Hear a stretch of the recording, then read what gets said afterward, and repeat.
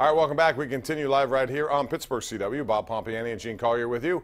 Join us each and every night right here at 10:35. And Sundays after Steeler games are on most cases here on the CW, sometimes on KDKA. And this week it's going to be Jacksonville and Pittsburgh in a 1 o'clock kickoff. Let's go to the lines, Gene. We got a lot of people who want to talk. Let's begin with David in the South Side. Hey, David. Yeah, how you doing today? Thanks for taking my call. Uh-huh. I wanted to make a statement about the way they're using Le'Veon Bell. I understand that he's making, I guess, around $14 million this year. 12. 12, all right, 12. Don't you think that, I remember Fast Foodie Parker, I mean, they ran him till his wheels came Well, he off. also got injured in St. Louis when he got his knee ripped up because of the seams in the artificial turf. Yeah, but don't you think every now and then they should put Connor in and give him a break? I agree with that, David. Thank you, Gene. I don't know about you, but I think every now and then, Connor, every time he gets in there, gives you a little energy burst, and why not preserve Le'Veon a little bit? How much would you use Connor? I'd use them about what they're doing. Just one time a game, 2 times a game? He had 3 carries in the first half, I think. But the issue yesterday was Le'Veon Bell hasn't been very good, and he hasn't been very good because he's, they can't really get him going, and they were really adamant about getting him going. That's why he got so many touches. But I think you'll see him continue to be used pretty much in that same way. I'd like to see a series, here and there, just to give Le'Veon a break and Connor to get his opportunity. So I guess it depends on who you are. If you're the coach, you want to run your best guy, and right now that's Le'Veon Bell. But if you're a guy who, in the front office, you might like guys that you draft to get more opportunities. But the good thing is there's a lot of depth in that department, and they use even Terrell Watson for 1 carry on a 3rd and 1, and that seems to be his kind of role right now. Let's go out to John in Greentree. Hey, John, what's up? Hey, thanks for taking my call, man. How you doing, man? We're doing well, John. All right, hey, I know the Penguins play Wednesday, and I'd like to see them raise that banner, man, and I want to see them raise another banner, man. Do you think we can beat the St. Louis Blues, which is on Wednesday? Thank you. Thank you, Gene. You hadn't tackled that one. No way they can beat the Blues on Wednesday, John. I'm sorry to inform you. But go down there, watch them raise that banner, and have a good time. All right. Let's go to John in Upper St. Clair. Hey, John, how are you? Hey, how are you? What's up? Love your show. Thank you. Just wanted to ask you, what's your opinion on Antonio Brown's actions Sunday afternoon? Well, he has a little diva in him, and I know some people don't like that. Gene, I don't know where you sit on this, but, he's frustrated because he was open.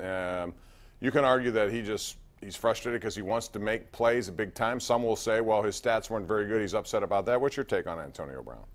I think he described it perfectly. He said it's like a kid at Christmas, and Antonio Brown is childish. I mean, that's just the way it is.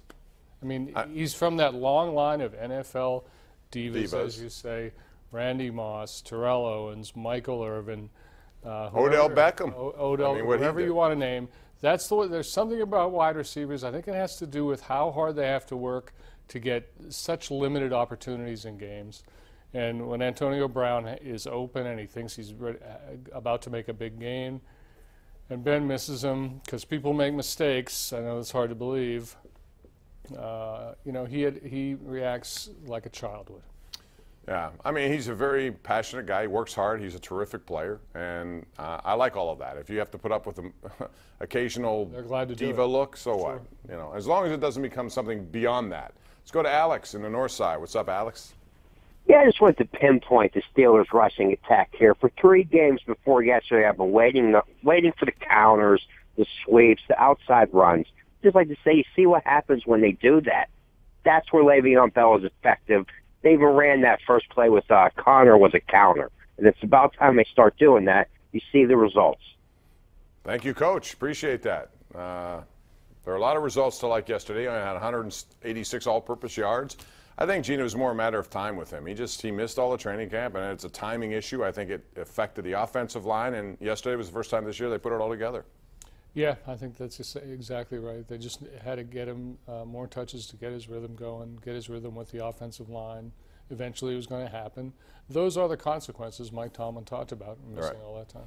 And I do think when you look at their offensive line, you got to give a lot of kudos to not just Pouncey's athletic ability to pull, not only make one block, but he gets off into the second level to block. And Ramon Foster does it, DeCastro does it, and then Roosevelt Nix, when he's in there, does it.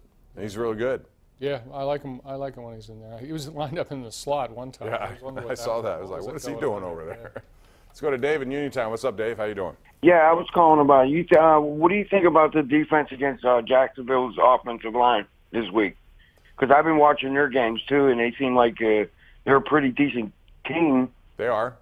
They're sporadic, though. You know, I mean, Blake Bortles is a guy that I think a lot of people thought would be farther along than he is right now. And even though he had a really good game in London against Baltimore, he's been erratic. As far as their offensive line, they're pretty solid. You know, they have a good round game. We're going to see Fournette for the first time. Gene, I don't know. This should be a pretty good matchup. But I think the Steelers at home are what they are. They want to win every game at home, and they'll be favored, and I think they'll win at home.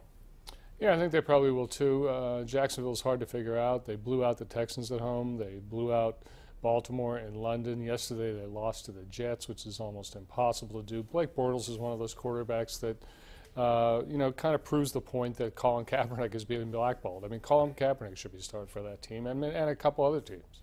The NFL is very difficult to figure out, don't you think? You mentioned especially a quarterback. Jacksonville beat Houston. If you watch Houston yesterday rip apart Tennessee and Dick LeBeau's defense, you wonder how can that happen? Deshaun Watson, and then if I'm in Cleveland right now, I have to ask the question, why didn't I take Deshaun Watson? I think they were spooked by all the bad quarterback picks they made, and they weren't going to take another #1 pick with a quarterback, and they waited. Yeah. Do you think that's a mistake? No. Well, I don't know. I kind of liked what I saw from Deshaun Kaiser, but that was only in the first week. I don't think they're going to give up on him. That's one of the things the Browns have to learn is they have to be patient with people they at least think can play.